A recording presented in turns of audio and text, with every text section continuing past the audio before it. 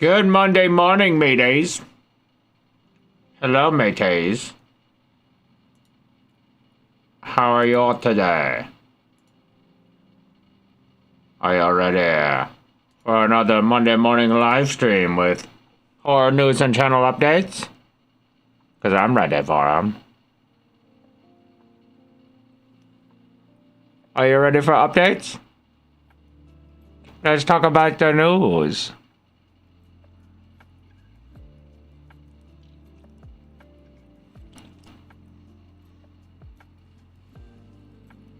I can't get the mic to stop.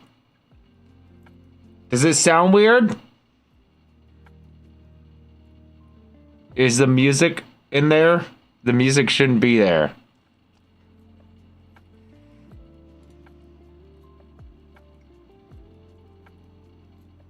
Does it sound okay? Just the usual drone when I speak. Great. Okay. Well, sorry about that. You like my little face mask? I got it specifically to maybe look less puffy. I don't think I look puffy in these. It's my eyes are red specifically. They're like wet and red in these morning streams, and I don't know why. I don't think that helped at all. I don't think that helped at all.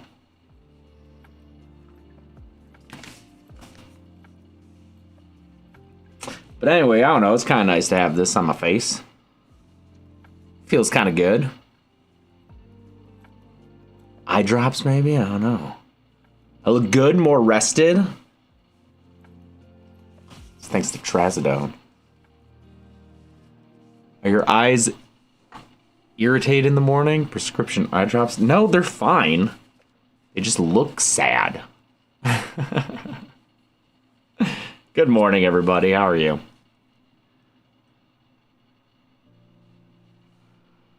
Yes, we are still doing the Horror Rumble this year. It is later in the year. I guess I gotta keep saying it. Because I just gotta keep saying it because people keep asking about it. So that is what I will keep saying. Yes, it'll happen just later in the year. I think Chelsea has already selected 27 of the wrestlers. I think she just has to make a few more. So it's on the way. It'll happen. It'll be a little bit later in the year this time. Same thing with the awards. All right.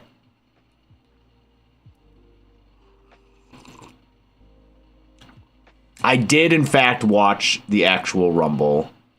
I also saw Chapel Roan's outfit last night. we can't talk about that. I watched the Rumble, but I didn't host a screening like I normally do. I just had my buddy James Willems over, and just the two of us watched it. Because I love the Rumble, so I had to check it out. I didn't know any of the storylines or anything. I remember hearing that, all this year that, it was going to be Sammy's Rumble to win. And then he wasn't even in it.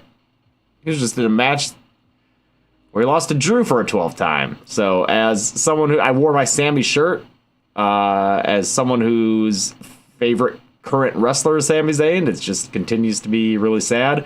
Other favorite, LA Knight, also very... he returned. What? He was gone and then he returned during the Rumble and then just nothing. I don't know, man. I wasn't thrilled about the Women's Rumble ending was really good.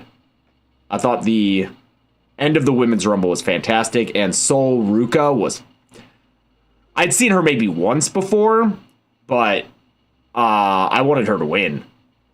I was like, dude, fucking strap it to her. Strap that rocket to her, blast her off into the sun. She rules. Really happy for her. She really and Lash Legend was very cool. Oba Femi was great, and then they just kind of ignored him, and then they had fucking Brock eliminate him, which was, I was annoyed to even see him there. Also, did you notice during their recaps they had I forget if it was 2000 or 99. Mr. McMahon as a winner. Really? This fucking company, man. But what a boring-ass winner for the men's Rumble, dude. Boring as fuck. All right, let's get to actual what we're here for. We're not here to talk about Rumble. We're here to talk about James Wan wanting to make the Saw series psychologically scarring again. As we all know by now, James Wan is returning to Saw since he is with Atomic Monster. They merged with Blumhouse, and Blumhouse acquired the rights to Saw after buying them from Twisted Pictures. So James and Lee, the original director and writer respectively of Saw, the first film, are going to be heavily involved in the 11th film in the series. And James Wan said that he wants it to be, he wants to come back to it with a new perspective. He wants to make Saw scary again. Not just gory, but psychologically scarring, like what Lee and he did in the first movie. So, you know, I'm still bummed that we're not getting the Saw 11 sequel to Saw X that follows up from that film and that story with Celia and all that. It sounds like we're going to get rid of the soap opera aspect. I wouldn't be surprised if it's like a requel type thing where it's just a sequel to the first film that ignores all the rest, which I'll be really bummed. It will take away probably the biggest appeal of Saw to me. I love the continuing storyline and just the ridiculousness of it all, but I know that as far as a business decision goes, probably not a good thing to make an 11th movie and tell your new generation of potential audience members, many of whom have not been watching all the movies, that they have homework to do in order to understand it. So I understand their instinct to kind of, and again, this is just me assuming that that's what they're going to do, that it hasn't been confirmed anywhere, but it just sounds like from what they're talking about that it's going to be, that it won't be like the Hoffman continuation, you know. I don't think we're going to see Mark Hoffman. Thank you, Nicholas Smith. Really appreciate that. President's Day, great. I'm not the one to help get in contact with VHS because I know them a little bit, but I'm sorry, I probably can't help you make a VHS movie. Also, they just sold. Actually, that should be on here. It's not on this news item. VHS just changed ownership or something. I don't know what the deal was. Let's find out. Acquired by, VHS horror anthology franchise acquired by Spooky Pictures and Image Nation Abu Dhabi. So, LA-based genre label Spooky Pictures. So they acquired the rights to it from Studio 71. I'm not sure what this means. So they're going to jointly produce the forthcoming titles. So Spooky Pictures is Roy Lee, who produces everything. I don't know Image Nation Abu Dhabi, which is a UAE-based studio, but apparently they've been having a 6-year partnership with Spooky Pictures. I just don't know where Bloody Disgusting falls in with this. I don't know if, because it doesn't mention Bloody Disgusting in this article. So I don't know, did they sell? Did a different person? I don't know. But it sounds like there might be a different situation for the VHS series. Ben did not include it because he said it seemed too backgroundy, too insidery, I'm assuming he means. That's producer and brand manager Ben Bellevue, without whom these live streams would not happen. Someone got sold something for what?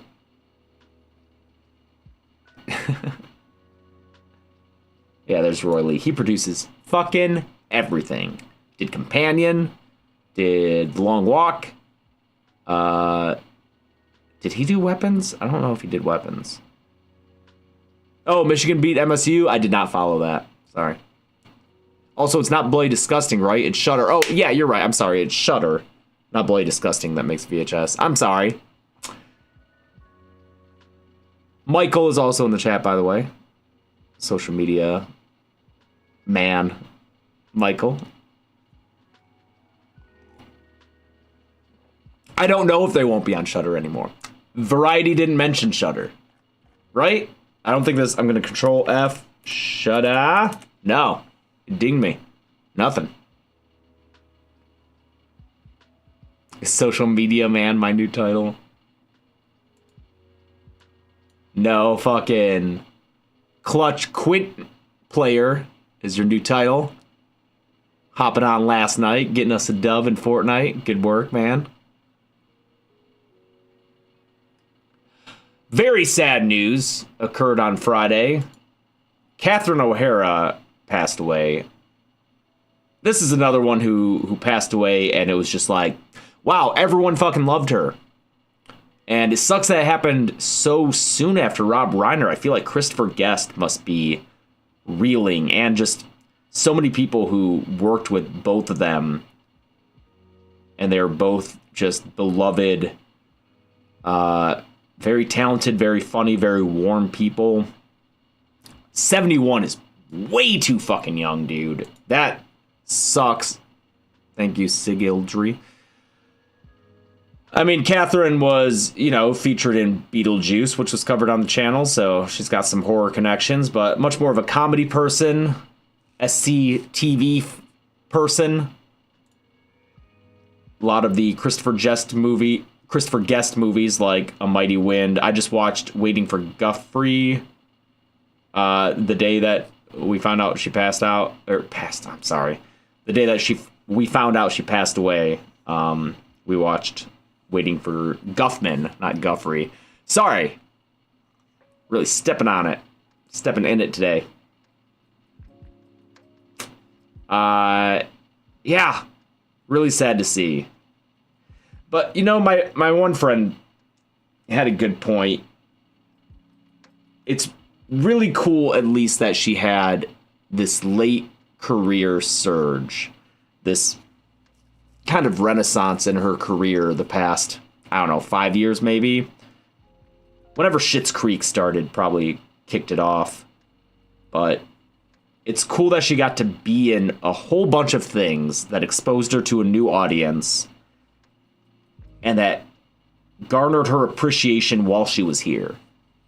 This isn't one of those things where she hasn't really made anything the past 10 years and then she passes away and everyone's like, oh man, we really appreciated her and she was great and it's sad that she's gone. It was like she was in all these very present, very high profile things like The Last of Us and The Studio. And I mean, she had Emmy nominations for both of those this year.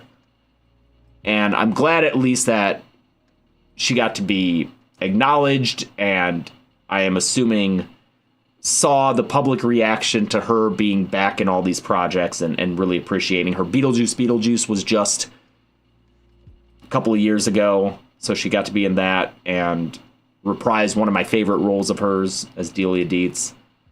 So it's nice that she was in all these and that she was able to leave a mark for, I think, one more generation.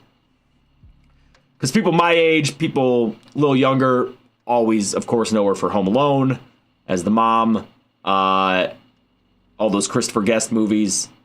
But to be able to be in something like The Last of Us, and if anyone watches The Studio, that was my favorite show of last year. It was cool that she got to be in those. Still, 71 fucking sucks, man. Like, she was so active. Oh yeah, and she was Sally in The Nightmare Before Christmas. She was Sally's voice and singing voice in Nightmare Before Christmas, so.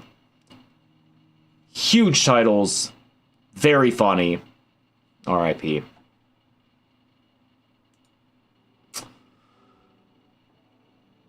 Looks like we're getting Hard Eyes 2, possibly. At least early in development. According to Dread Central, Hard Eyes 2 is in the works behind the scenes with Josh Rubin, turning in a draft of the script. So interesting that Josh Rubin will be writing it. He directed the first film. I don't think he has a writing credit on the first film. That was Michael Kennedy and Christopher Landon and someone else, I think. But I don't know if they would bring back those other writers or if it would just be Rubin this time. He's a very funny guy, so I would trust him. But I'd also like to see Michael Kennedy back just because, I don't know, I like Michael a lot. I like his work. Thank you, Tricky the Dummy. Bone Lake kill count? I don't know. I loved Bone Lake, but I don't know if it was big enough to spend the time on it. Kind of falls in the middle, you know. It's not like a big new movie that I know will do numbers, but it's also not like an older, simple movie that I want to cover. So, yep, no confirmation or anything about returning cast. I mean, this is real early on, so it could easily not happen, but hope it does. I really loved Hard Eyes. It will be the first kill count back in less than 2 weeks now. So you'll see the kill count for Hard Eyes very soon. It'll be on the 13th of this month. And yeah, I really liked it. So hope we get a sequel. Horror Royal Rumble will be later this year. Just got to keep saying it, I guess. Horror Royal Rumble later this year.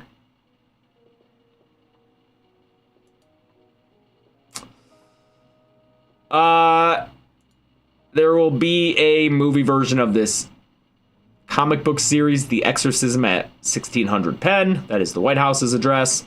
This is from Hannah Rose May, who is also working on the Smile graphic novel. That prequel that takes place in the 90s with the modeling agency. She's working on that because I guess she worked on this graphic comic book series. She created and wrote it. And then they are making a movie. Is that right? The story follows the first female president of the United States as she balances boiling political tensions, the threat of World War III, being a mother to 2 teenagers, and a rapidly shifting media landscape. Okay. Oh, but while it becomes a demonic battleground for good versus evil. So there's the horror part.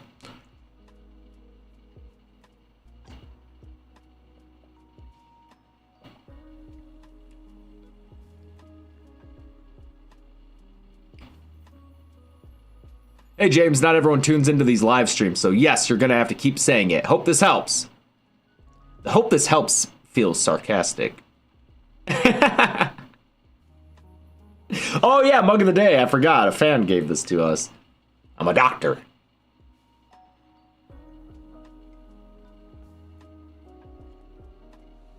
Thank you, Silvano Ramirez. I will get to that for sure. So yeah, this will be a Blumhouse movie. Blumhouse Atomic Monster. And any other news on when this will be or anything? Sounds like a cool enough concept. Oh, I should have the little banner at the top saying the thing about the Royal Rumble. The Horror Rumble. Hope this helps is one of my least favorite phrases. It just feels sarcastic, right? I don't know if that person was intentionally being sarcastic. I know not everyone tunes into these, but I feel like if you're gonna ask about updates, if you're interested in updates and what's going on, you can. I don't know. Thank you, Deadshot. FD podcast. Chelsea said she'd never watched all of them.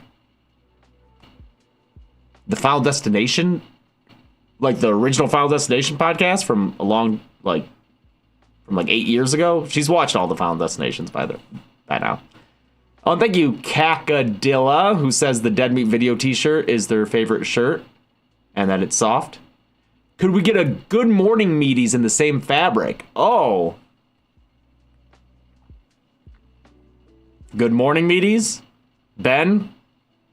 Merch is in Ben's purview, so.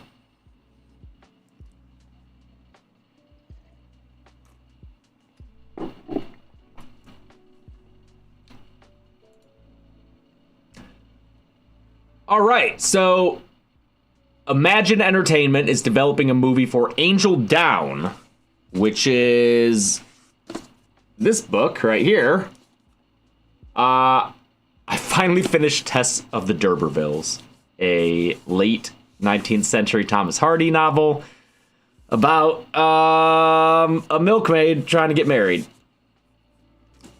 I don't know why I started reading it, but I did, and then I didn't want to not finish it, so I spent all of January reading Tess of the D'Urbervilles, and I finally finished it. I'm really, really proud of myself for getting through it all. Anyway, after that, I wanted to read a fun horror novel, so I asked my friend Bria Grant, who reads a lot of horror novels. She's very smart, and she gave me 2 recommendations. She gave me Angel Down, and she gave me Wake Up and Open Your Eyes. I picked this one and started reading it. So I guess I'll do Angel Down next since they're making a movie out of it. But yeah, if you want to follow along, we can read this together. We could talk about it, maybe on social media or something. I will say that this is a politically themed horror book. I didn't realize it until I started reading it, but like the premise is literally the guy's parents have been brainwashed by what it is called fax news in this, FAX. So it's not very subtle.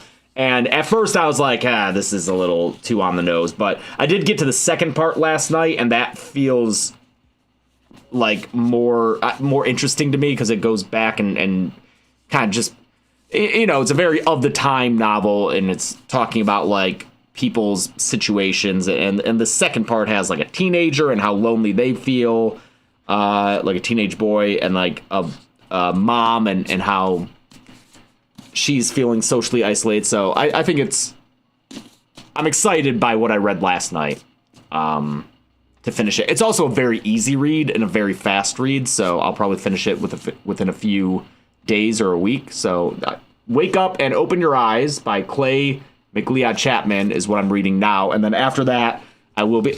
someone just said, what? They compared it to The Purge. Sounds about as subtle as a Purge movie. It is literally compared to The Purge on... Oh. The Purge Ain't Got Nothing on This by Stephen Graham Jones. Jordan Peele has a quote on here saying the author is one of his favorite horror storytellers working today. So I'll read this, and then I will read Angel Down, and we can know all about it before this movie gets made. Although this article did mention the plot of this. Apparently, Private Cyril Bagger uses his wits and deception during World War I to swindle fellow soldiers at every opportunity, but he and 4 other grunts are put on a mission to go into no man's land to euthanize a wounded comrade who ends up being a fallen angel seemingly struck down by artillery fire, and the celestial being may hold the key to ending the war, but only if the soldiers can suppress their individual desires and work together. So, okay. Not the premise I would pick to read in a book, but since it has acclaim and Bria recommended it, I bet it's pretty good. Yo, that's my boy Cyril Bagger! So yeah, I'll do this after this, if you guys want to join me for that, and we can discuss. Cyril Bagger. Also, by the way, thank you, 8-Bit Gaming. Appreciate it. V Edits Cat's Eye. I hope you enjoyed their performance last night. I did not watch the Grammys, but Andrew 711, thanks a lot. And Deadshot again. Yeah, but you guys never did the others on a podcast, so we never got her thoughts on them. And we don't always cover every movie on the podcast. You can tweet at her. She's always on Twitter. But I think we will probably do Final Destination, the series, like we did Saw this year on the podcast. Yeah, Sinner's got a Grammy for music.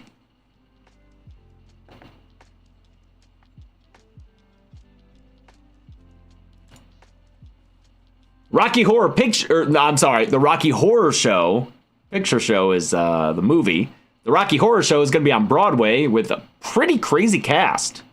So I might have to get my ass over to New York this spring or summer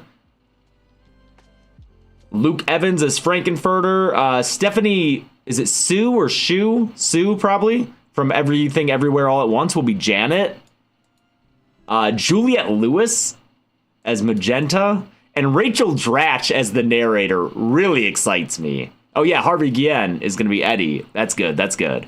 So I think I'm going to have to get over there and see this. And you know what? That's great timing that this is going to be an active show because we have the kill count planned for this year. So maybe we can make that come out during this time. The Rocky Horror Picture Show kill count. And then we can get all synergistic with it.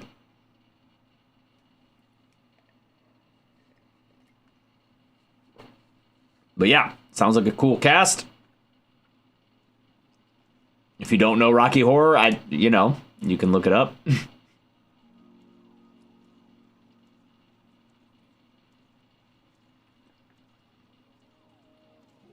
Rocky Horror Picture Show kill count and Rocky Horror Broadway Show podcast episode. That wouldn't be bad.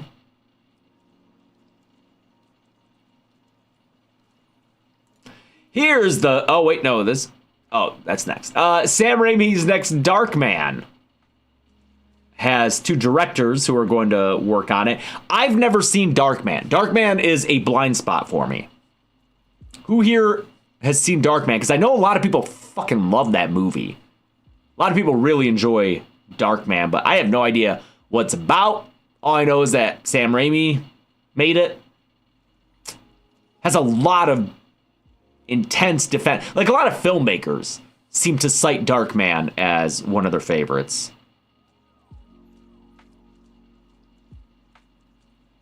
So apparently there will be a new one with directors Brian Netto and Adam Schindler, who did Don't Move.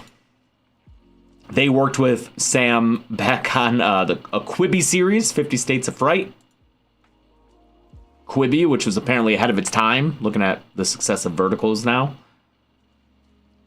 So there will be a new Darkman, I guess. I think there's a script, and we have a script and 2 great directors, but we still have some difficulties with the financing.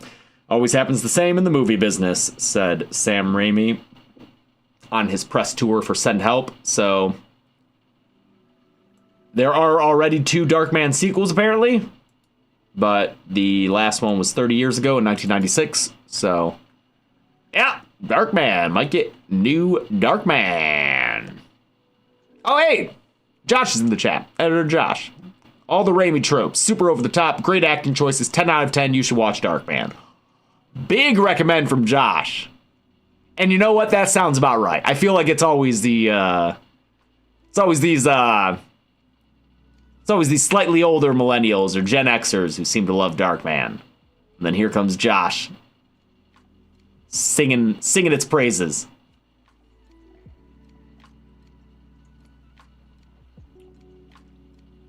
Not to put you on the spot like that, Josh, but thanks. Unk movie? Oh, I didn't mean that. I didn't mean to call it an Unk movie. Here's the big box office news. Big weekend at the box office for horror. Send Help wound up winning the weekend with 20 mil domestically. But Iron Lung not far behind with 17.8 mil domestically, and I believe it's Friday was higher than Send Help. I believe Iron Lung was the #1 movie Friday. Overall, during the weekend, Send Help made more, but on opening day, Friday, Iron Lung, I believe, was the top spot. Wow. Big, massive success for Markiplier, making the Iron Lung here. The Iron Lung. Making the Iron Lung. Let's see what was the budget? Like 3.6 million? And it made 17.8 million, and he self-financed it. That's some good news for Mark. That's some real good news for Mark. Huge congrats to that success. I'm assuming the movie will be front-loaded.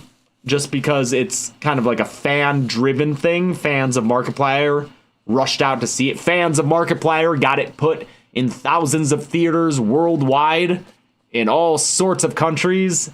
Super successful, super uncommon for a self-financed independent film with this low budget to have this kind of release and make this kind of money. I mean, good on you if you contributed to that. That is supporting indie cinema for sure.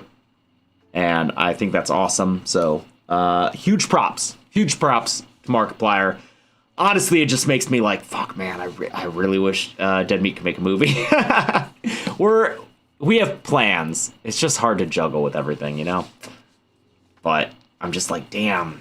I know we're not as big as Markiplier, but it'd be pretty cool to try to match that success.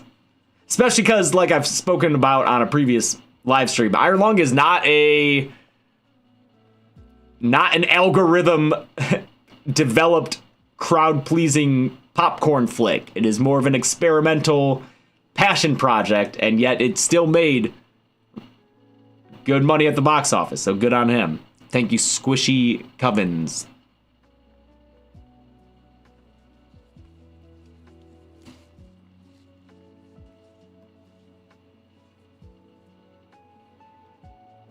Yes, there will be a Horror Royal Rumble later this year.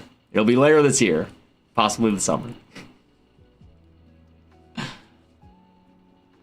Sam Raimi also had a good weekend. Like I said, Send Help won the weekend. Got it at number 1. You know what I realized, though, is that both of these movies I can't speak to completely. Iron Lung, as I mentioned in a previous live stream, I got to go to the premiere, but it was fucking downtown at the Alamo Draft House. Love the theater. Worst theater for me to try to get to, because especially when it's a premiere that's at 6 at night, it takes me like an hour and a half to get there. It sucks. And when I saw it, it was in the middle of our busy season still, so I was exhausted and then had to travel, almost 2 hours to get down there. And then I was just too tired to watch that movie. I was too tired, too food-filled. Mark was there and for that premiere was like, get whatever food you want. And Alamo Draft House has some good food, so me and the Willemses, because I was there with them, we all fucking loaded up on food, and then I went into a food coma. It's a very slow, quiet, dark movie, and I will say, here's what I say, okay? Because I saw someone say when I was talking about this previously, they're like, oh, he doesn't want to say he fell asleep during the movie. I fell asleep during Iron Lung. I did. But I also fell asleep during The Witch and Nosferatu when I first saw those movies in theaters because of similar reasons. I was exhausted at the time, and they're slow, quiet, vibey movies where it's, if you're tired, you're in a dark theater, you might fall asleep. That has no bearing on the quality of the film. Let me repeat that. Just because my old ass fell asleep in the theater says nothing about the film, because, again, I fell asleep during The Witch and Nosferatu, which I fucking love. Those movies are incredible. So, absolutely no kind of indictment against the film. Sometimes good movies be sleepy. That's right, Ben. Sometimes good movies be sleepy. What else? Mandy. That wasn't in a theater, but when we watched that for the first time at home, the first half of Mandy, I was falling asleep. Again, fucking love Mandy, but it has that kind of just, I don't know, lull you into sleep. So, I can't wait to see Iron Lung again and properly engage with it with a good night's sleep behind me. Thank you, Hyper Kid. Appreciate it. I have the James U2's figure, and when I squeezed its hand, it said Horror Royal Rumble later this year. Yes, that was a late addition. We foresaw that this would happen. Anyway, Send Help comes along. We get invited to the Fangoria screening of Send Help. Really cool. Q&A with Danny Elfman afterward. And we're at the AMC, and Chelsea wanted some pretzel bites, as she does. Love pretzel bites. Love a good pretzel bites. So I order it for her. They say it'll take 10 minutes. I'm like, that's fine. We've got 20. No, those pretzels Took 25 minutes to get made.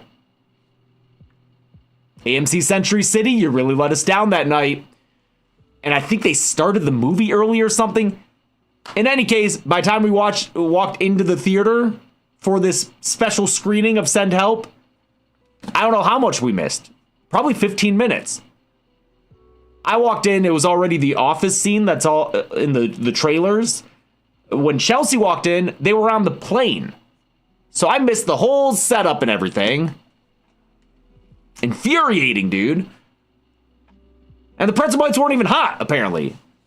AMC does not bring the food to your seats, unfortunately. Century City doesn't do it. Doesn't do it. The credits rolled on Send Help, and Dennis Haysbert's name came up, and I was like, I didn't see him. I didn't see a single frame of that man, and he was like third build. So that sucks. But from what I saw of Send Help, it was a blast. Really fun time. Again, now I can't wait to see it again and see the whole thing. But from what I saw, it was a lot of fun, man. I would say pretty good fluids. Maybe not as many as Drag Me to Hell, but, you know, especially the one scene. No, I did. Oh, the first Survivor scene, if there was more than one, then yeah, I missed it because I saw them watching her video. But that's all I saw for the Survivor stuff, dude. Did I see the painting? No. See? And then what really sucks is like that movie has a lot of callbacks when they're on the island to what their previous situation was. And so I didn't know how much of that was just being referenced to things that didn't happen in the movie and stuff that was being referenced. So gotta see it again, unfortunately. There wasn't a Jeff Probst cameo, was there? Was there? She was watching Survivor at home in one of the first few scenes. Oh, it was a voice cameo? Wow, dude. All right. Damn. Well, I've got to see it, but glad so many other people did and that the box office was ruled by horror movies this weekend. So good stuff. Real fast, Guillermo del Toro is making a Frankenstein extended cut. Called All the Stitches, or at least that's how he was referring to it as at Sundance. Not sure if it'll be in theaters, Netflix, or physical media, but he will be making a extended cut of the film. So I know a lot of people really like that movie. Congrats to them for getting more of it soon.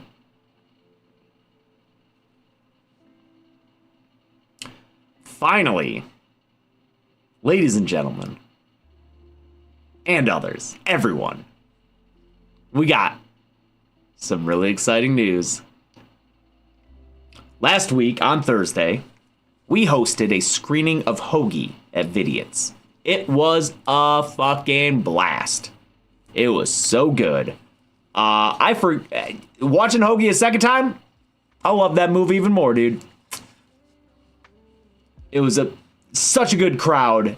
Anyone who came out and saw it, thank you. Everyone was really into it. They were laughing so much at all of it. It was a blast. And now, you too can see Hoagie. For it has a Blu-ray release coming out, thanks to Vinegar Syndrome, that you can pre-order right this instant.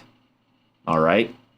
Ben says Hoagie is not as gross as he expected it to be. Do not let that color your perception of this movie. It is a gross movie. I stand by it.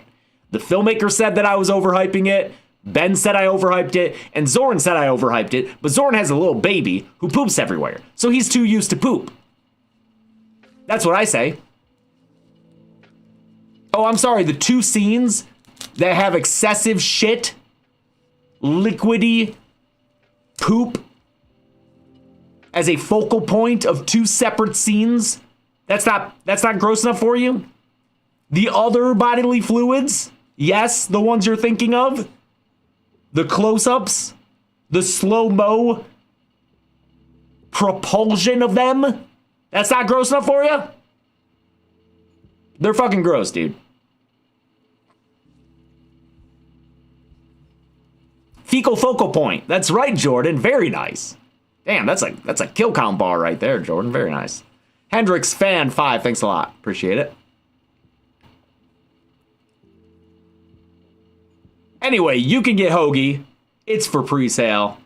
Get it if you're thinking about it, but you're not sure, get it. Because I guarantee you, these are going to be sold out real soon, man. Because there's a limited quantity. And look, the limited edition slipcover is already sold out. So you're going to have to get the standard edition. It is chock full of special features. It is a region-free Blu-ray, so it'll play no matter where you are. This is such a blast, and when this comes out, it will absolutely get a kill count. I am absolutely doing a kill count of Hoagie. We've got to. And there are kills, dude.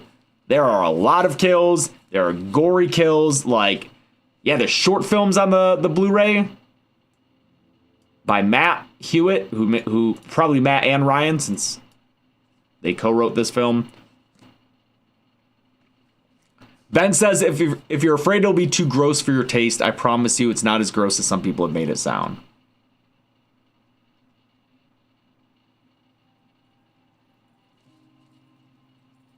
What's grosser? What's grosser?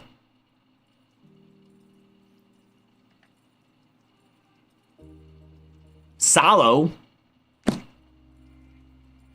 Thanks, James Moyner.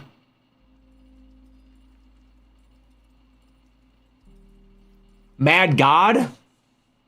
Mad God's comparable, but Mad God is all stop motion. So I feel like that takes an edge off.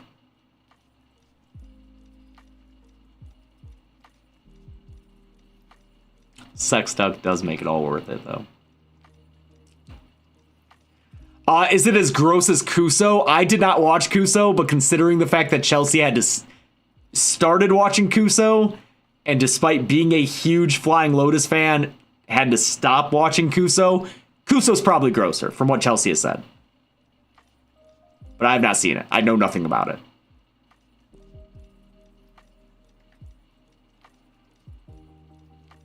Oh, Ben was worried that Hoagie would be consistently gross. It's not. Hoagie is most of the time fun and lighthearted. In the middle, there's some not fun stuff to watch, unfortunately. Because, like, the villains are like Proud Boys. It's like a spoof on the Proud Boys. And as Matt explained in our Q&A, which I think we'll try to post to Patreon. I don't think it's... it wasn't filmed well enough. We didn't have, like, the production for a video to actually release on the channel. But I think we'll release it for patrons. As he explained in that Q&A, he wanted to make sure the villains were a threat. And so the things that he has them do to show that they're a threat are pretty heinous. So it's not all lighthearted, but the lighthearted stuff is very fun.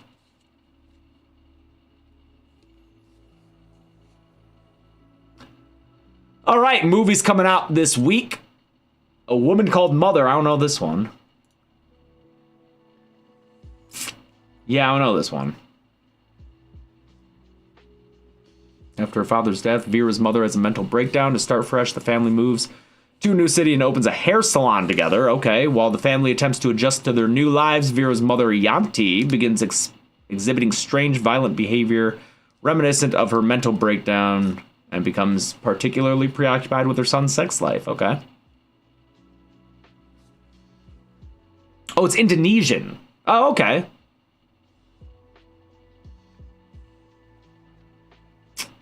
Also, nope. Also, The Stranger's Chat. I haven't talked about Dracula at all because it's made by Luc Besson, who just look up Luc Besson on Wikipedia and read that. And it's one of those ones where it's like, why does that guy still get to make movies?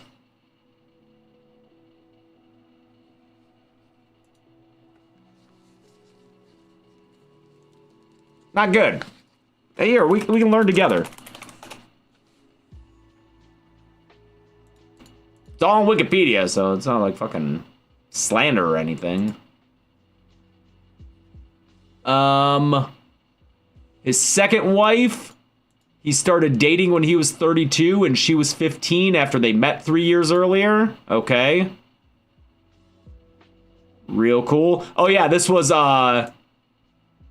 before he made Leon the Professional, where a adult man and a 12-year-old girl have a relationship. And then there are also, in addition to that, allegations of sexual misconduct and rape.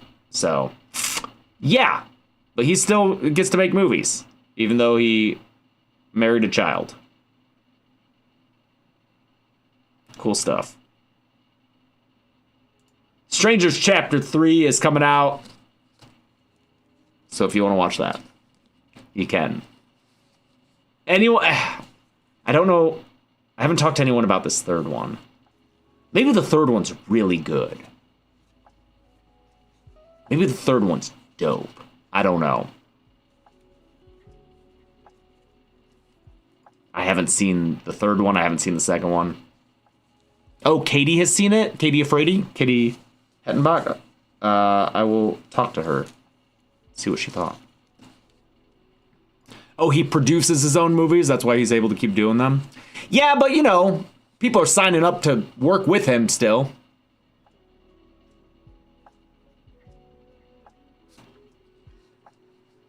The only thing I know about Strangers Chapter 3 is that they did a 5K to promote it. Like, influencers were invited to like run a 5K and then at the end of that see the movie, which I would have done, maybe. Maybe. I haven't seen the second one, so actually probably not. But it was the same night as Hoagie. So they invited and I was like, sorry, I'm getting Hoagie pilled tonight. Also coming out is Whistle,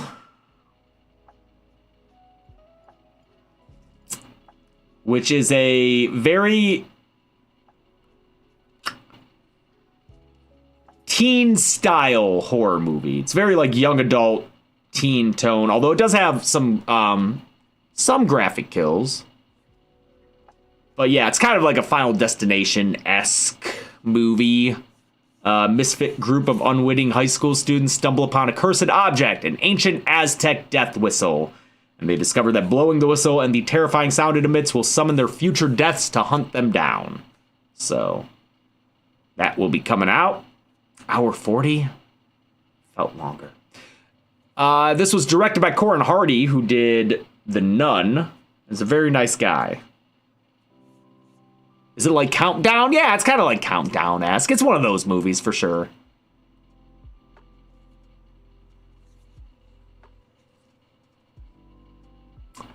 And then Mimics is coming out.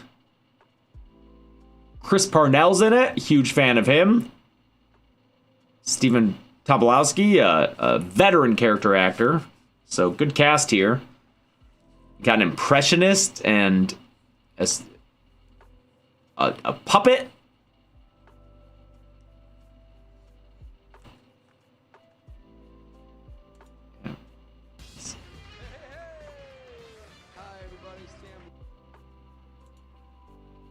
What? No, not pop out. Just go to the.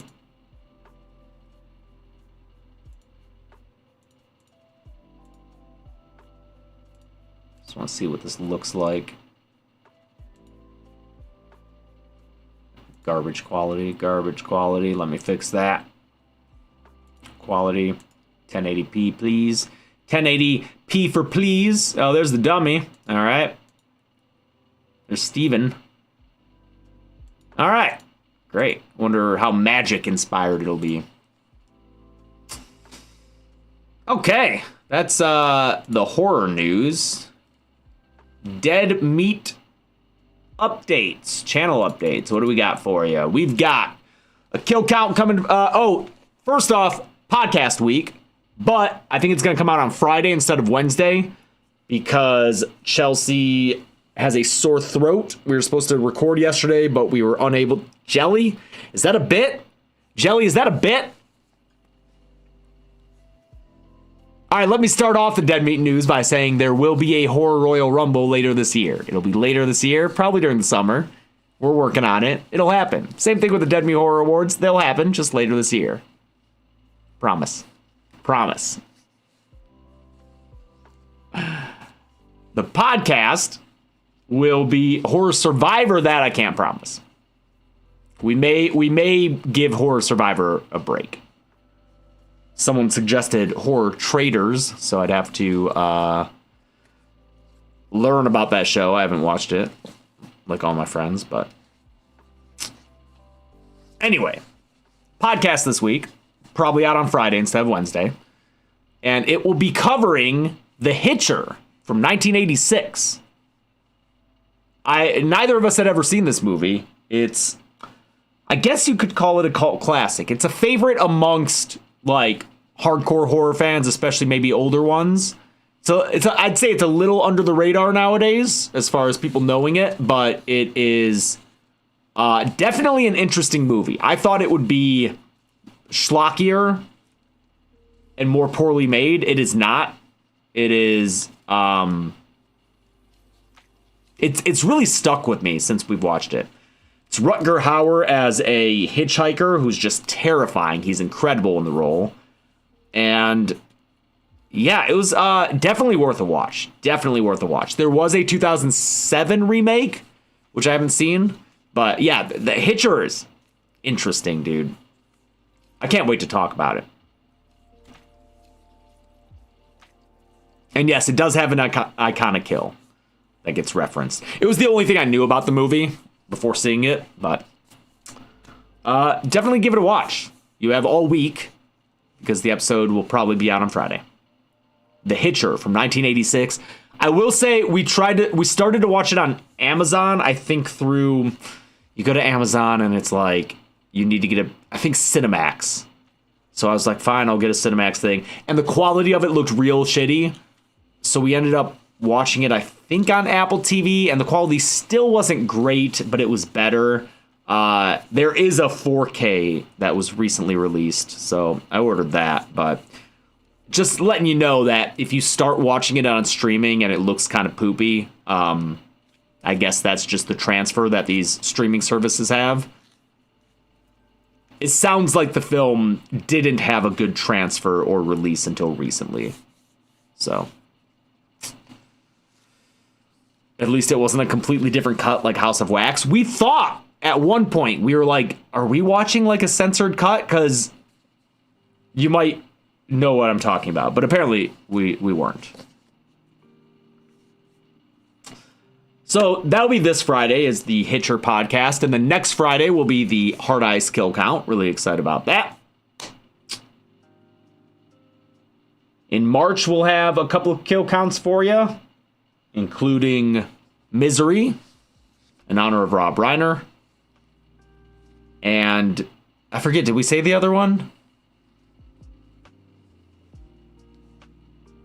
Did we say the other March one?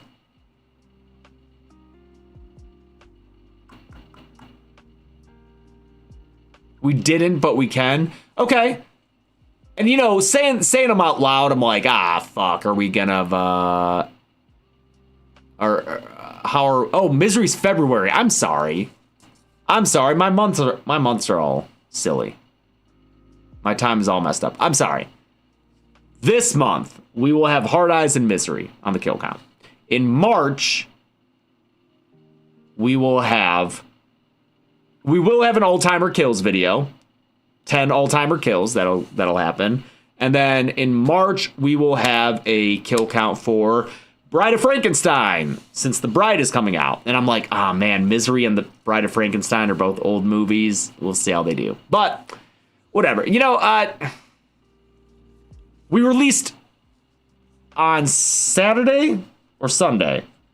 Saturday, we released our Dead Meat Year in Review of 2025. If you haven't seen it, watch it, please. It's a nice 5-minute little highlights reel of all the stuff we did last year. Really fun. But, you know, with the kill count little break that we're having, the little breather that we're having right now, and the fact that we release stuff like the interviews and that highlight reel, you know, inevitably there are comments that are like, just give us kill counts. That's your job. That's your only job, is to give us kill counts. That's all we want. Quit trying to give us other shit. And like, listen, man, I know that kill counts are the popular thing, and that many of the audience members are only interested in kill counts. That's fine. I can't do it. I can't just make one show. That can't be my life. So even if the other shows aren't as popular, we're still going to be doing them just for creative fulfillment. And, you know, we also get the comments about, like, why aren't you covering the movies that people want to see on the kill count? And I'm like, dude, the movies that you want to see are not the same movies that other people want to see. Like, clearly, newer movies do better, so those are the popular ones, but there are also a vocal part of the audience that want the older slashers and get upset when those aren't covered, so it's impossible. I've really tried to, like, find the balance. And I think at this point it's just easy to say that either it's impossible or I'm just not good at it, at being a YouTuber and finding the proper balance of what people want and what I want to do. But I didn't start Dead Meat with the intention of becoming one of the biggest YouTube channels. That's not the goal of Dead Meat, is to be the most popular thing. You know, if that was the goal, then we would have been covering superhero movies back in the late 2010s on the kill count. We'd be covering just non-horror stuff. That wasn't the goal. The goal was to make quality content that highlights the creatives who make horror movies and celebrate the genre for people both new and experienced in it. So that's what we're going to do. I'm not chasing views. I'm not chasing subscribers. We could, but it would drive me insane, and I'm just not interested in doing that. So I'm happy with where we are. I'm happy with making what we do, and I'm ready to do stuff that isn't the kill count, whether it's other types of videos on Dead Meat, or, like I said, we are hoping to move into more production. We are for sure making a short film this year, and we're going to be working on possibly doing a feature, so we'll see. We already got our start last year producing, like, Andrew Bowser's Frankenbabes. It's really cool. So, you know, that's what we're doing.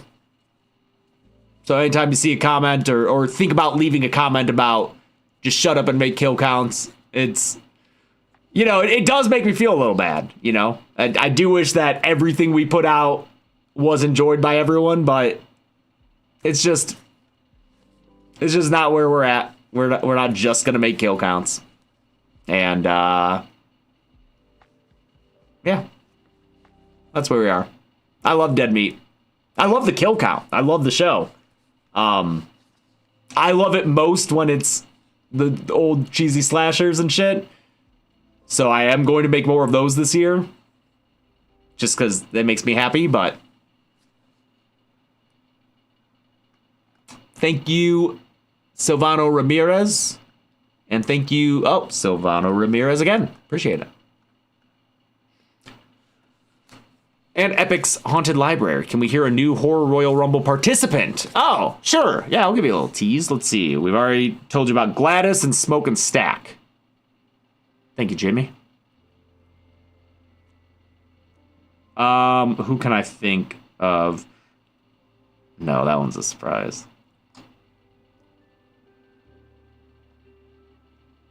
I'll tell you one that I saw a lot of people requesting. Lisa Frankenstein. Or whatever her last... Lisa Swallows? Is that her name in the movie? She'll be in it. So you'll get to see her. But I think what we're going to do with this one is we are going to have some, like, a bunch of related characters. Like, groups of characters who are maybe from the same movie, or maybe would, like, have to face each other in people's fantasy matchups. I feel like in previous Rumbles, we tried to limit characters from the same property to, like, you know, one character from each season. This time we're going to have doubles and triples where it's like people might face off against people from the same film. Just because it'd be funny, I think, to see if they end up accidentally working together or if they go after each other because it's everyone for themselves in the Rumble. So, and yeah, I'm not opposed to doing different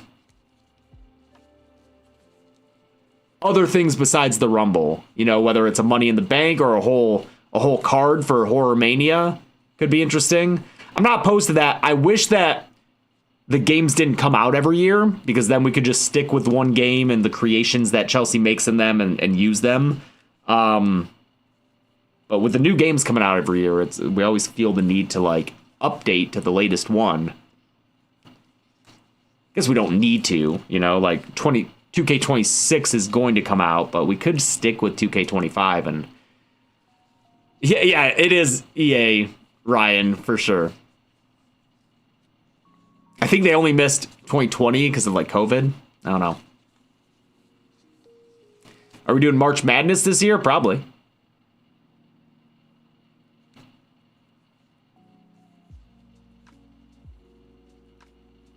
All right. Anything else before I go? Any questions? What's the other March kill count? I don't think I'm going to tell you. Do we even have... I mean, candidly, Ben, have we set that one in stone? I don't think we have we? Well, we do. We have one. But do we know what it is? I don't think we do.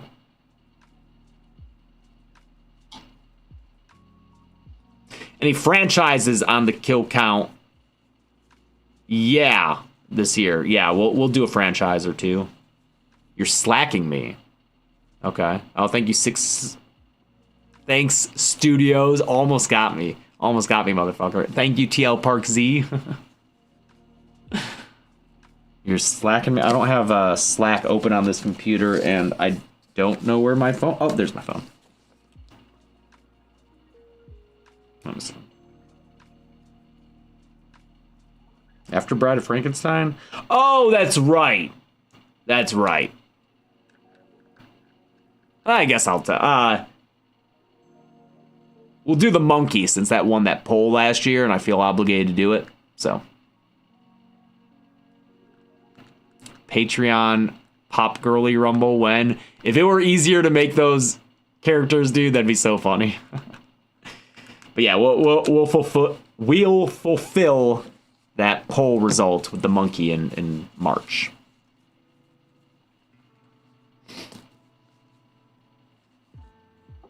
2 kill counts this month, 2 kill counts next month. Along with a list video, I guess you could call it, next month. And I will also say, since I sent out the emails last night, that part of the kickoff in April for the 10th year of Dead Meat, and just a reminder, in April, it will be 9 years since Dead Meat started, but that means that we are beginning our 10th year. The 10th year of Dead Meat runs from April 2026 to April 2027, at which point it will be the 10-year anniversary. But to me, it makes more sense to celebrate that entire year as opposed to waiting until April 20... And then, like, big celebration at April 2027, as opposed to, like, getting to April 2027, it being 10 years, and then doing something, and then it's more than 10 years. It makes sense, I think. To me, it does. But we will be beginning that 10th year, as part of the 10th year celebration in April, we will be bringing back What's Your Favorite Scary Movie? And I've already emailed potential guests. I emailed them last night for at least another season, if not more than another season, and I'm excited for that. So you'll get to see that. Cool. All right, I think that's it for me. I'm probably gonna go nap because my sleep was messed up. Oh, the newsletter just came out, so there you go. All right, thanks everybody for tuning in. Love these live streams. Hope you're all doing well. And don't forget, the screen is a lie. We are not starting soon. Not starting soon.